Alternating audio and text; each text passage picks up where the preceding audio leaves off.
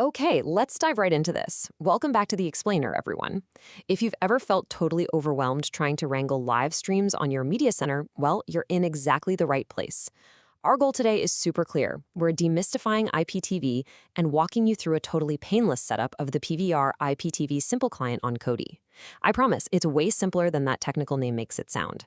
By the time we're done here, you'll know exactly how to bring a whole world of content straight to your screen. We've got a really solid roadmap for you today. We're going to cover understanding PVR IPTV, installing the Kodi add-on, finding M3U playlists, and finally, configuring your channels. 4 frictionless steps. Let's get to it. Section 1, Understanding PVR IPTV. Grounding ourselves in these basic concepts first is going to completely remove any intimidation factor. So let's establish a baseline. IPTV stands for Internet Protocol Television. Basically, it's just a way to watch live video streams directly over the internet, completely bypassing traditional cable or satellite signals. It uses your standard internet connection to deliver live TV right to your device. Now, right below that in the technical hierarchy is something absolutely crucial, the M3U playlist. This is essentially a URL link that sends a feed of channels for the simple client to populate. I want to emphasize this because without this specific URL, the client is basically a total blank slate. It has 0 channels of its own. The M3U playlist is literally the magic fuel that pumps live TV into the add-on. And this brilliantly illustrates why we are focusing on this specific method. See, traditional scraping add-ons have to constantly scour the internet, trying to find free or paid links, which is a process that can be incredibly slow and, frankly, pretty unreliable. But PVR IPTV? It receives a direct feed right from that M3U URL we just talked about. That direct feed is exactly why this method is easier, way faster, and vastly more reliable. Section 2, Installing the Kodi add-on. Let's grab the actual tool we need. Before we hit install, you'll be happy to know this add-on is fully compatible with current Kodi builds, specifically versions 20, Nexus, and 21 Omega.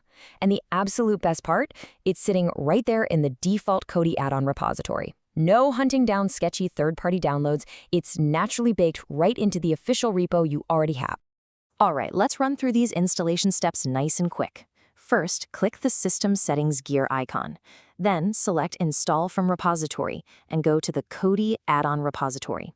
Scroll down to PVR Clients, hit IPTV Simple Client, and just click Install. Boom! 6 quick clicks and you're good to go.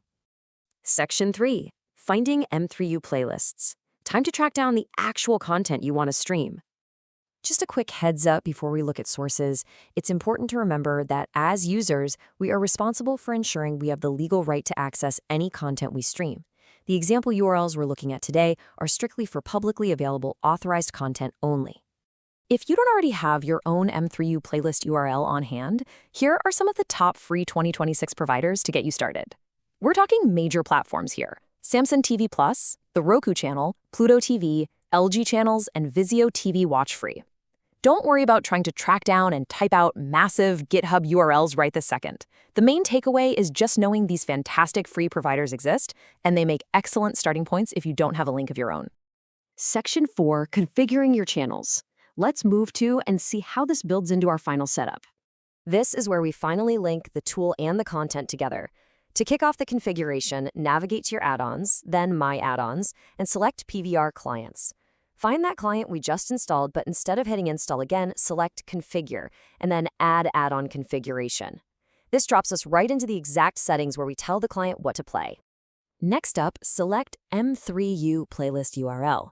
Here's the big moment. Enter your chosen provider's URL, like that Samsung TV Plus link we mentioned, and click OK. Now for the classic tech fix. Go ahead and restart Kodi.